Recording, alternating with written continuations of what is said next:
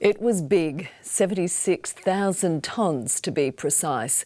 The Pasha, a larger-than-life symbol of Mother Nature's wrath as an East Coast low lashed the hunter in June 2007. 9 lives were lost and tens of thousands of homes damaged. Tonight, 15 years on, we delve into the NBN News archives to look back at a storm and a ship forever etched in the region's history. June 8, 2007, an unfathomable force arrives on Newcastle's doorstep, and with it, the Panama-registered Pasha was due into Newcastle Harbour next week to load coal. Today, she came early. I just watched it just come straight in with waves crashing over the side of it. It was unbelievable. Dozens of vessels bound for the port headed out to sea to avoid a savage East Coast low. 2 didn't. A move that ultimately proved disastrous for the Pasha and its 22 Filipino and South Korean crew. Emergency services sprang into action. We all thought it was a joke at first, but once we got airborne and saw the ship from the base, I realised it was a real job. I said, mate, have a look in front of us. I said, this is the sight you'll never ever see again. Glenn Ramplin was winched down 18 times to retrieve terrified crew members.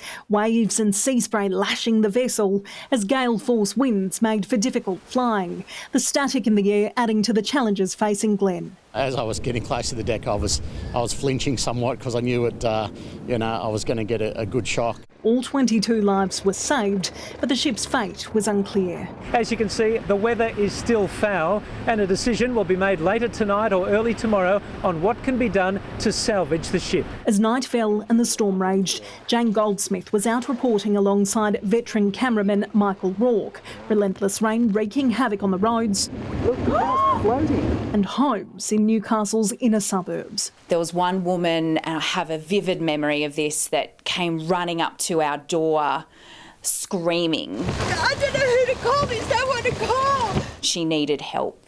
So we ended up pulling over and helping her and followed her to her house. Parts of the Hunter copped more than 350 millimetres of rain in 36 hours, flooding 10,000 homes and knocking out power to more than 150,000. Just sit and hope and pray that I don't know what else there is to do. 5,000 cars were waterlogged and written off and 9 people were killed during the tempest, including 5 members of the Bragg-Holt family, as the Old Pacific Highway was swept out from underneath them at Somersby on the Central Coast. Also lost Robert and Linda Jones and 29-year-old Nigel Beeston, while 45-year-old Wayne Bull was swept into a drain at Lambton. The human cost incalculable. The damage bill topped $1 billion. This warehouse writing off almost $1 million in stock alone. As mud was swept out, politicians swept in, pledging relief funding and paying tribute to volunteers working through 20,000 calls for help. The Pasha's near $2 million salvage operation ultimately left to the shipping company, taking weeks to plan. It looks stuck there, doesn't it? We might have our second Sigma. In the meantime, it was a pot of gold for some. Creatives cashed in as tourists took happy snaps and images were reimagined to take in the new vista. The Japanese-owned ship was eventually moved 3 weeks after it ran aground and was towed to Vietnam for repairs on July 26 with a salute from Fort Scratchley. It came back in 2017 as the MV Drake, but the Pasha has never been forgotten. Murray McKean's iconic image shot from Christchurch Cathedral has been viewed more than 20 million times online. A documentary released this week disputing claims it was photoshopped.